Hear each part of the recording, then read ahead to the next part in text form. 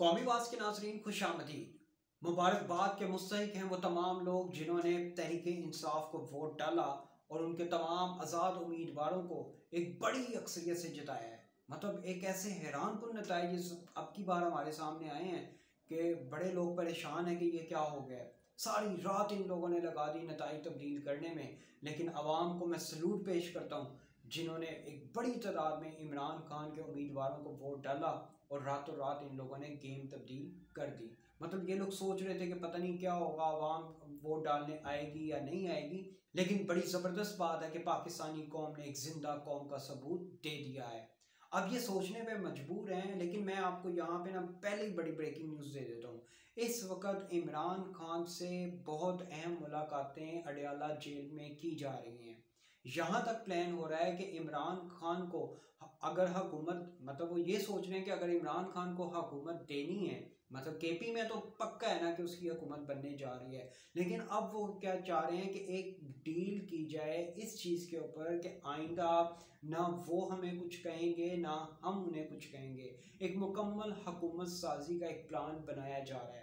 ठीक है, ये अपसेट किसी भी वक्त हो सकता है। अभी मेरे पास ताज़ा तरीन खबर ये आई है कि लाहौर हाई कोर्ट ने 35 के करीब जो नून लीग नशिस्तें जीत चुकी थी उनके नताइज रोक लिए हैं। ये बहुत बड़ी खबर है जो मैं आपको दे रहा हूँ। 35 नशिस्तों के नताइज रोक लिए गए हैं। अब 35 का मतलब ये नून लीग के पास सीटें ही क्या थी, मतलब वो 50-60 सीटें लेके बैठे हुए हैं और कह रहे हैं कि हम अक्सरियती जमात हैं। और शर्म आनी चाहिए। अक्सरियती जमात तहरीक इंसाफ है।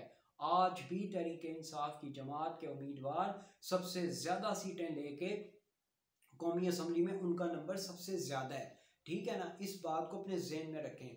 अब इमरान खान के साथ डील ये की जा रही है कि वो एक मफामती पॉलिसी अपनाएं और अपने उम्मीदवारों को असम्बली के अंदर लेके आएँ। अब एक केस होगा, लतीफ़ खोसा ने कल रात को कहा था कि हमारी जमात अभी ख़त्म नहीं हुई है। हम सबको पता है कि पीटीआई जमात ख़त्म नहीं हुई।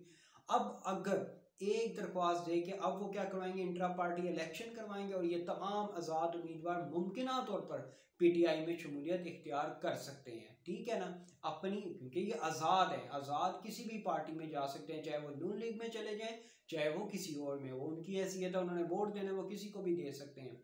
सो ये एक बहुत बड़ा गेम चेंजर फैसला हो सकता है। अब इस वक्त जो है दोनों के, मैं आपको एक और खबर यहाँ पे दे दूँ कि अभी जो ये लोग कर रहे हैं ना, वो लोग ये सोच रहे हैं कि पीपल्स पार्टी और नून लीग, जो बिलावल साहब जो जलसों में कहते थे कि भाईजान वो नवाज शरीफ चोर है, फलाना चोर है, वो भाई किधर गए चोर? ये दोबारा इकट्ठे हो गए चोर, दोनों चोर इकट्ठे हो गए दोबारा। ये आपको जलसों में सिर्फ आप लोगों को बेवकूफ़ बनाने के लिए आए थे कि जी नवाज शरीफ ये है, हमने उसके साथ हुकूमत की, पीडीएम हुकूमत ने 16 साल हमने नहीं की है, शहबाज शरीफ ने की थी, हम इसको ये कहते थे। अब दोबारा उसी के पाँव पड़ रहे हैं, एक दूसरे के पाँव पकड़ लिए इन दोनों ने और जफ्फियाँ डाल रहे हैं और कह रहे हैं कि जी ठीक है हम दोबारा हुकूमत बनाएंगे। ऐसे होती है हुकूमत, और कुछ शर्म आनी चाहिए। ये ऐसे मामला नहीं चलते कि अवाम अब इतनी बेवकूफ़ नहीं है। ये अवाम अब इतनी बेवकूफ़ नहीं रही। इस अवाम ने अपना फैसला सुना के ये साबित कर दिया है कि हमारा अब जो है, हम हर चीज़ को समझते हैं। समझ रहे हैं बात को? अब अवाम ने ये फैसला कर दिया है कि हमने जो है वही करना है जो हमें अब समझ आ रही है। अब ये नहीं कि वो आपको वोट डाल दिया, उसको वोट डाल दिया, ये मामला तब ऐसे नहीं चले। अब इन्होंने आपस में ये फैसला कर लिया है कि सदर जो होगा वो जरदारी होगा और वजीर आजम जो है वो शहबाज शरीफ होगा। और यहाँ तक भी खबर है कि जो नवाज शरीफ साहब आके ये कह के गए ना हमें 10 साल चाहिए, वो 10 साल इसीलिए उन्होंने कहा है कि 5 साल मेरे और 5 साल बिलावल के, यानी 5 साल शहबाज शरीफ को दे देंगे और 5 साल बिलावल को। लेकिन मज़े की बात यह है कि दूसरी तरफ मरियम नवाज को जो है ये वज़ीर आला पंजाब बनाने जा रहे हैं। और एक और बात, यहाँ पे जो वो किंग्स पार्टी थी ना जिनको बनाया गया था, किंग्स पार्टी किसने बनाई थी आपको भी पता है, मुझे अलीम खान हो गया, जहांगीर तरीन हो गया, दूसरी तरफ परवेज खट्टर पार्लियामेंटेरियन, इनको अवाम ने बुरी तरह रिजेक्ट किया है। इनको अवाम ने बुरी तरह रिजेक्ट किया, इनको एक सीट भी नहीं मिली। कैसी जबरदस्त, ये किन की पार्टी थी ये आपको भी पता है, ये किन्होंने बनवाई थी आपको पता है, लेकिन अवाम ने उन्हें रिजेक्ट कर दिया, उनको एक वोट नहीं मिला। एक वोट से मुराद यह है कि उनको एक सीट नहीं मिली।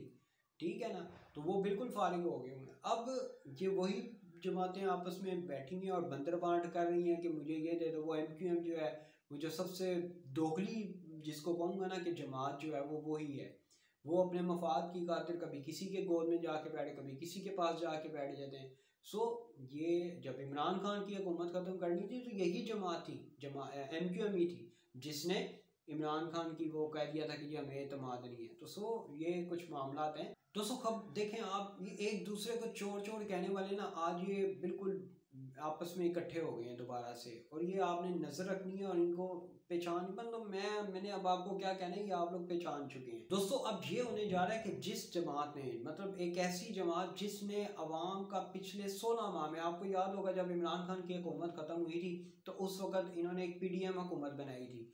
अब ये PDM प्लस बन गई है, बनने जा रही है, ये बनाने जा रहे हैं। उन्होंने कहा ठीक है यार, ये इस तरह के तुम इधर बैठ जाओ, तुम इधर बैठ जाओ, और तुम सदर बन जाओ, तुम वज़ीर आज़म बन जाओ, उसको हम वज़ीर आला पंजाब बना देते हैं। मतलब ये PDM प्लस दोबारा से बन चुकी है, बनने जा रही है। मतलब मेरा मुताबिक तो यही है कि इन्होंने अब इसको बना देना है, ठीक है।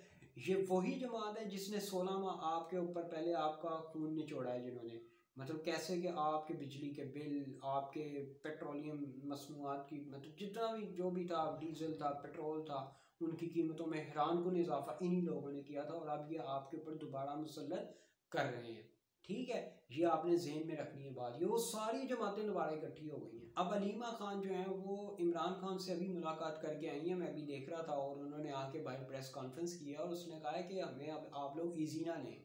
इमरान खान ने पैगाम ये भेजा है कि आप लोग हमें इजी ना लें, हम आपको अब लड़के दिखाएंगे।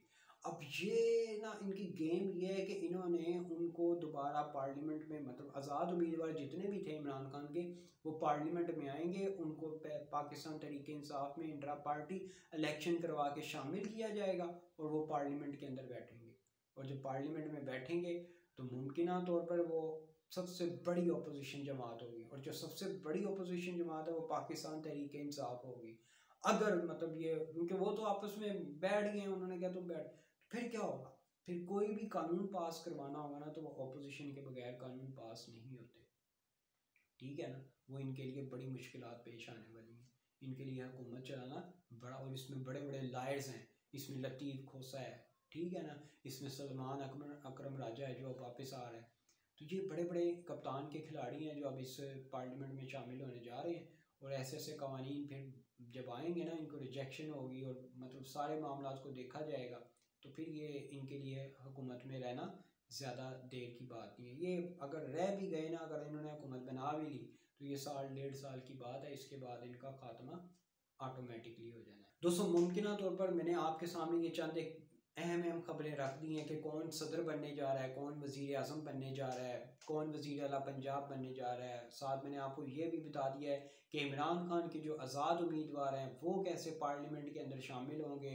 एक पहले पार्टी का इंट्रा पार्टी इलेक्शन होगा, पाकिस्तान तहरीक इंसाफ को बल्ले का निशान भी दोबारा मिल जाएगा, और पूरी पार्टी एक दोबारा से मुनज़्ज़म होगी, और ये तमाम आज़ाद उम्मीदवार दोबारा पाकिस्तान तहरीक इंसाफ में शमूलियत इख्तियार करेंगे, क्योंकि ये आज़ाद थे, ये किसी भी जमात में जा सकते हैं। तो ये अगले 1 या 2 रोज़ में ये कार्रवाई हो जाए, क्योंकि 3 दिन होते हैं, जैसे इनकी अनाउंसमेंट होगी कि ये उम्मीदवार कामयाब है, उसके तकरीबन 3 दिन होते हैं उसके बाद रहने के लिए कि किसी भी पार्टी में शमूलियत इख्तियार करें।